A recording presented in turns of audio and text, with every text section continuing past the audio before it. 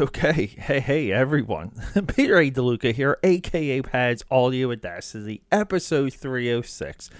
This is the final episode in our giant DC animation universe epic block. Epic is something not ever associated with animation. This is a 5-movie block, 6 episodes in all, because I did an intro episode. But 5 movies in all that tell the story and the fate of a superhero universe. And it ends right here, like literally, it ends with Justice League Dark Apokolips War. Let's get through that intro and we're going to get right into the nitty gritty and the dirty wordy. Alright, before we get into this episode, let me sell you something. The link for what I'm about to tell you is attached to this podcast episode, Trial by Fire. This is my comic book. I've been working on it since 1996, 1997. It's coming to crowdfunding. It's available right now on Indiegogo. So go find it, check it out, sign up for it, and I'll see you there. Welcome back. Yeah, I wasn't joking when I said nitty gritty and dirty wordy, because this movie legit is violent. It's disturbing. The imagery sticks with you. It sticks to your gut, and you crave watching it more and more.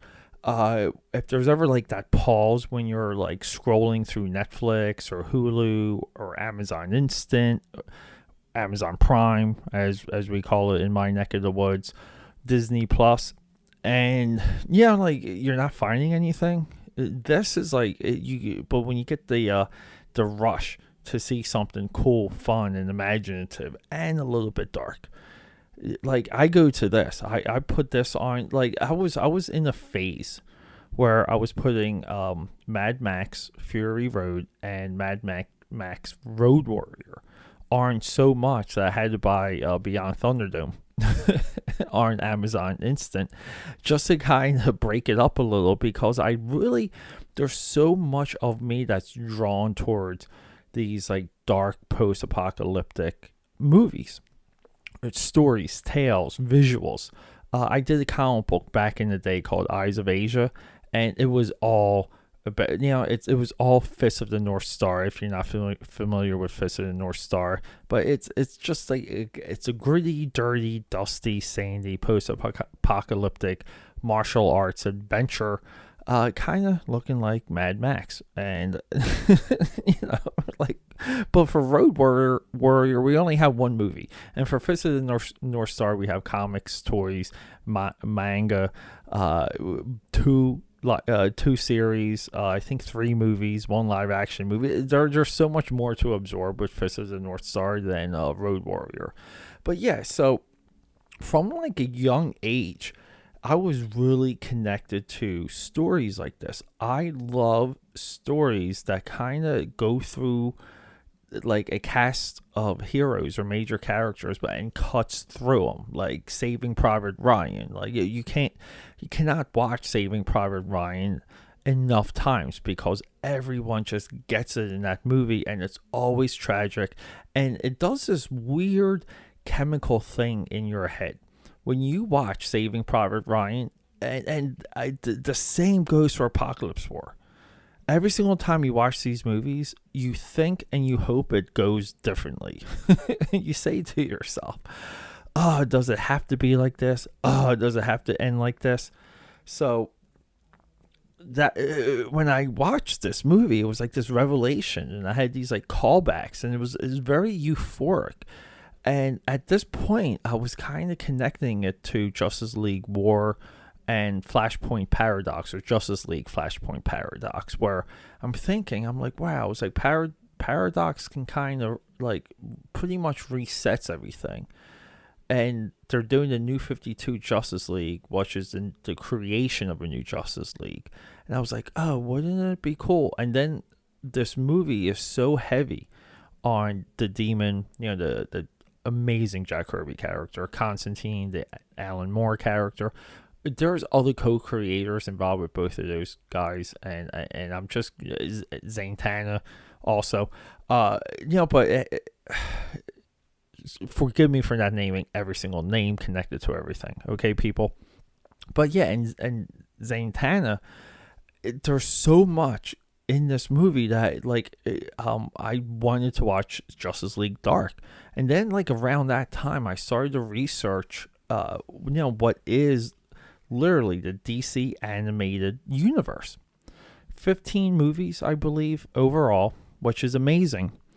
And the 5 that I've selected, I think, streamline it perfectly. I don't look. I get some of these other movies are there. The death of Superman and the return of Superman are important because we learn some of the like ins and outs of cloning Clark Kent or dealing with Clark Kent, like on the DNA level. We see that in Flashpoint Paradox also. So those plot threads, the Doomsday stuff in Death of Superman does parallel and flow right into this movie because Darkseid, who we last saw the introduction of Darkseid in Justice League War, I would have loved there to have been some type of fourth world movie in this 15 movie set to really hit home the idea of Apokolips and just expose more of him. But whatever. The DC animated the Justice League, or Superman and Justice League Unlimited. They got some powerful Darkseid stuff in those ones. So we don't get this Darkseid exposition. We don't get much of a definition of what exactly Darkseid or what Yeah, so like just moving on from that, this story, the big revelation that I just thought was so awesome and amazing. And this is also loosely based on what's called the Darkseid War. And that came and went. No one really cared comic book wise.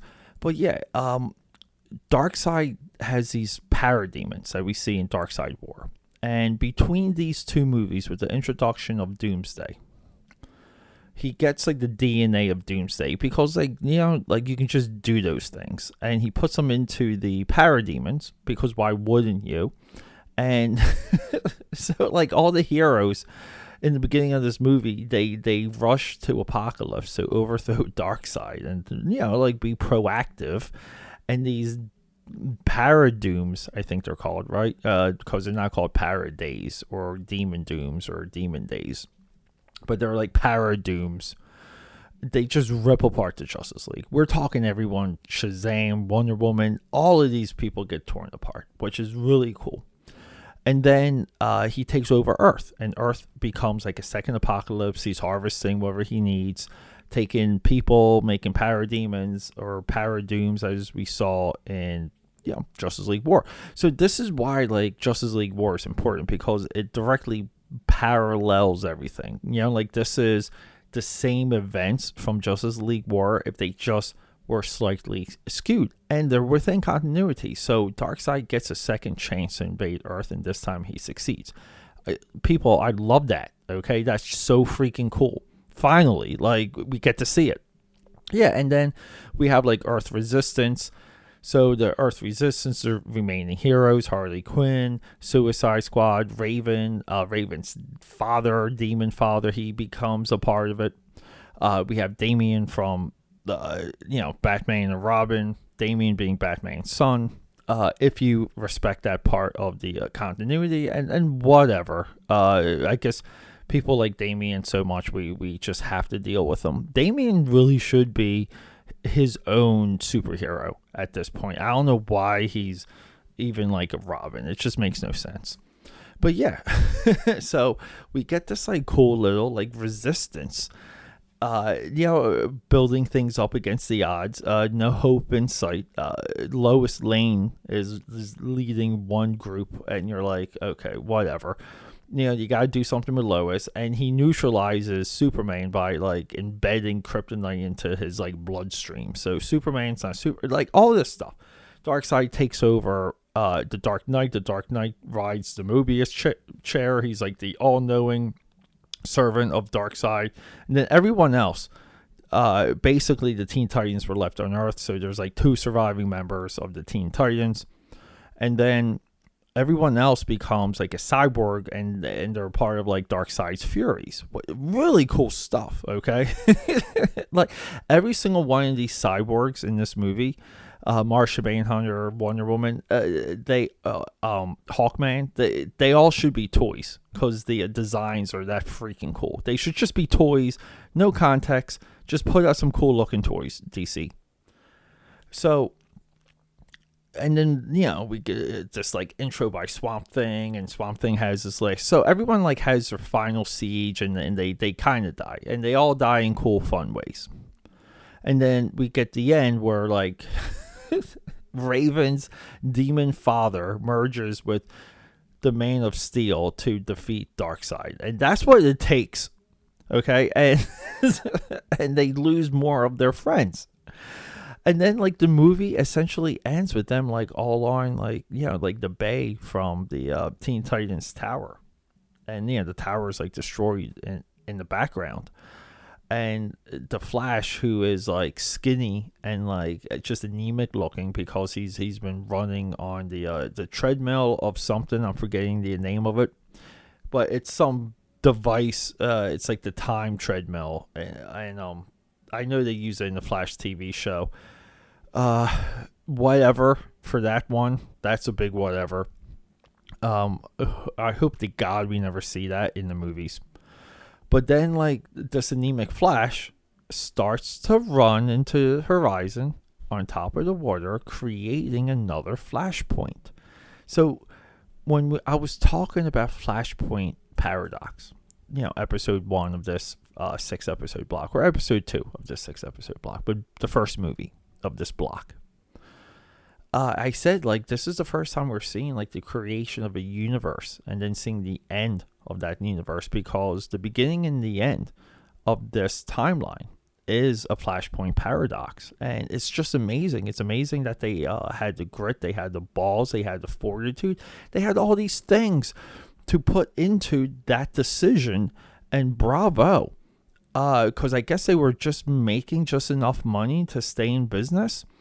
And I don't know, maybe they just didn't have too many like overlords on top of this part of Warner Brothers. I think it's amazing. I don't think we can give enough credit out to everyone involved, especially the story people. Like, holy crap. But yeah, check it out. Check out these 5 films. You have to. It's essential. So, everyone. We got to do a promo. 307 coming up. It's going to be your 31 Days of Dread, the annual podcast event that we do 1 horror movie a day for the entire month of October. We're going to do an intro episode, and then right after that, it's going to be October. And then it's 1 horror movie a day until we hit November.